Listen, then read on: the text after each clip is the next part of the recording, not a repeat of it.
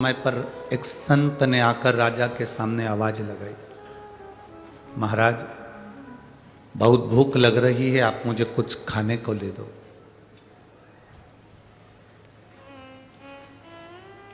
राजा पृथु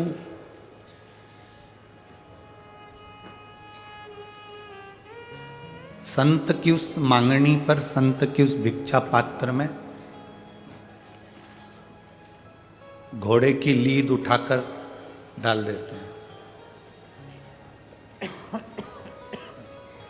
घोड़े की लीद उन्होंने भिक्षा पात्र में डाल दी।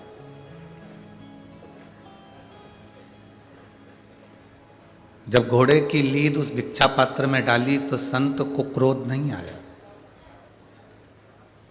संत, साधु, गुरुजन, महात्मा, कीर्तनकार, पांडुरंगा का स्मरण करने वाले हों, भगवान की भक्ति करने वाला कोई संसारिक मनुष्य भी हो तो उसको क्रोध नहीं आया। भिक्षा में लीद डाल दी गई, घोड़े की लीद। संत उस लीद को लेकर चले गए अपने आश्रम के बाहर। उन्होंने उस लीद को एक कोने में डाल दी। अब घोड़े की लीद कोने में डाली। 2 महीने बाद राजा पृथु घोड़े पर बैठकर जब नगर घूमने के लिए गया तो जंगल में गया तो उसको संत का आश्रम मिला। उसने महाराज जी को प्रणाम करते हुए विचार करा कि ये संत के पास में कोई घोड़ा नहीं दिख रहा, कोई अस्तबल नहीं दिख रहा, पर ये संत की कुटिया के पास में ये इतनी सारी घोड़े की लीद का ढेर लगा हुआ है। कम से कम 25-50 किलो लीद यहाँ पड़ी हुई है, तो मतलब यहाँ तो कोई घोड़ा दिख नहीं रहा। फिर ये लीद कहाँ से आ गई? राजा उस संत के चरणों को प्रणाम कर कर बोला, महाराज आपके यहाँ कोई घोड़ा नहीं दिख रहा, तो ये लीद, इतनी सारा ढेर कहाँ से आ गया घोड़े की लीद का?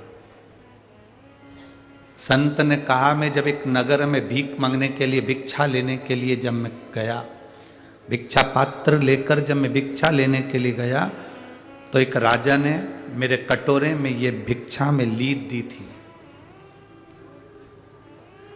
और कहा था ले ये खा लो। वो लीद लाकर मैंने अपने आश्रम में डाल दी थी तो राजा की आंख में आंसू भर गए और हाथ जोड़कर पांव पड़कर बोला, मैंने तो लीद इतनी सी दी थी, फिर ये 50-100 किलो लीद कैसे हो गई? संत कहते हैं जो दान किया है वो बढ़ता भी तो है।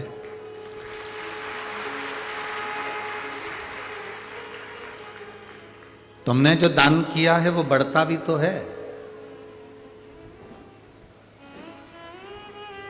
महाराज क्षमा करें, मैंने आपको खाने को लीद दी थी। संत कहते हैं, राजन अब तुमने जो दान करा था वो बढ़कर तुम्हें मिलेगा। ये इतनी जो लीद है ना, ये तुम्हें ही खाना पड़ेगी।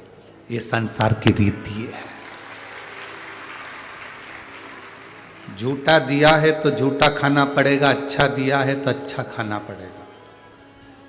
शिव महापुराण की कथा तो यहाँ तक कहती है कि तुम्हारा ससुर भी भोजन करने बैठे तो जैसे तुम्हारी पति की थाली लगाती हो प्रेम से, ऐसे ससुर की थाली लगना चाहिए प्रेम से।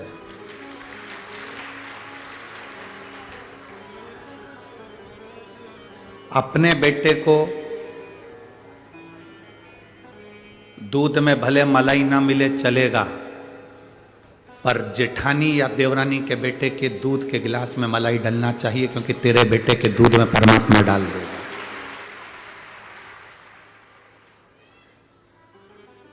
जो तुमने दिया है वो तुम्हें प्राप्त होगा।